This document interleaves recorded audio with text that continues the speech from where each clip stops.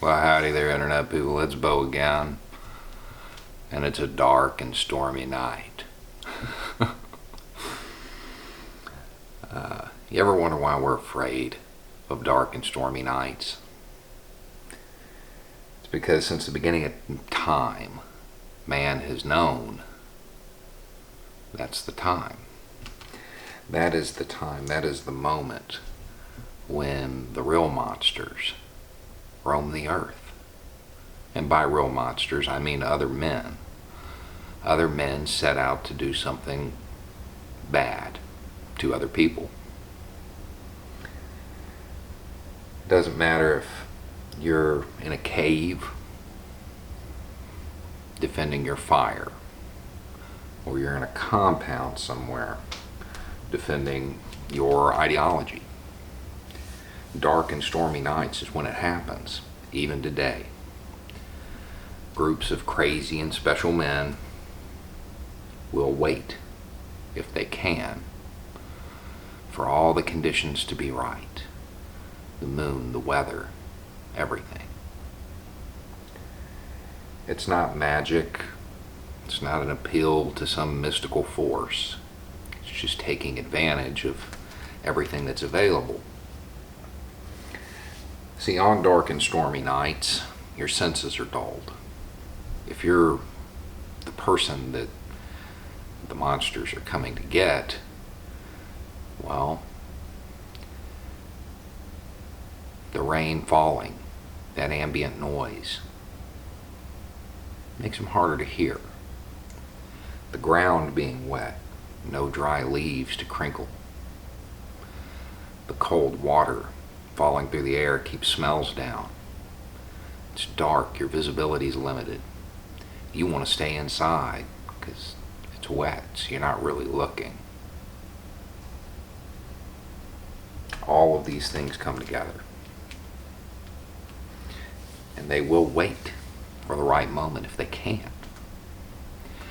The funny thing about that is that all of those groups, they're all indoctrinated, ingrained with the idea that you do not quit under any circumstance.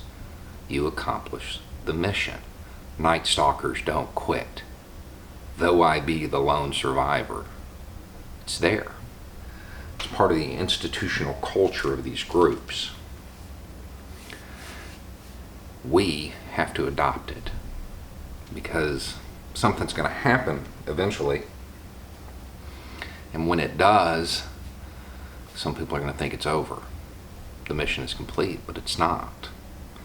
See, at some point in the future, our long national nightmare will end. President Trump will leave office. But that's when the real work is going to start. See, right now, our mission, short term, yeah, Trumpers out. That doesn't mean much. Right now, we're focused on harm reduction, harm mitigation. We're wanting to destroy those policies and those ideas that would destroy this country if left alone, would destroy this society. Once he's gone, well, that's our dark and stormy night. We waited. We waited for the right moment, but that's when we have to move forward. And it's going to have to be us. It's not going to be some savior candidate. The next president is not going to have to do much to get reelected. Trump has lowered the bar so much that, and as long as they're not an active harm to the world, they're going to be better than the last guy. So that means it's up to us. It's up to us. We're going to have to do the work. We're going to have to switch gears. No longer just resist, but go on the initiative. Take the initiative, seize that, move forward. Try to build that society that we want, the one that was promised. So it's not just resistance. It's not destroying the ideas that are harmful. It's building the ideas that are helpful. It's creating those power structures. And we're waiting for our dark and stormy night to do it. We're waiting for that moment when the main obstacle is out of the way. But we can't rely on the next president. We're going to have to hold them to the same standard that we're holding President Trump to. If not, it doesn't matter. They'll improve things a little, but the new norm, it's going to stick around. They have to be amazing, and we have to make them amazing, no matter who it is. We have to push them, guide them, lead them, instead of being ruled by them. We've got to create those local power structures. Anyway, it's just a thought.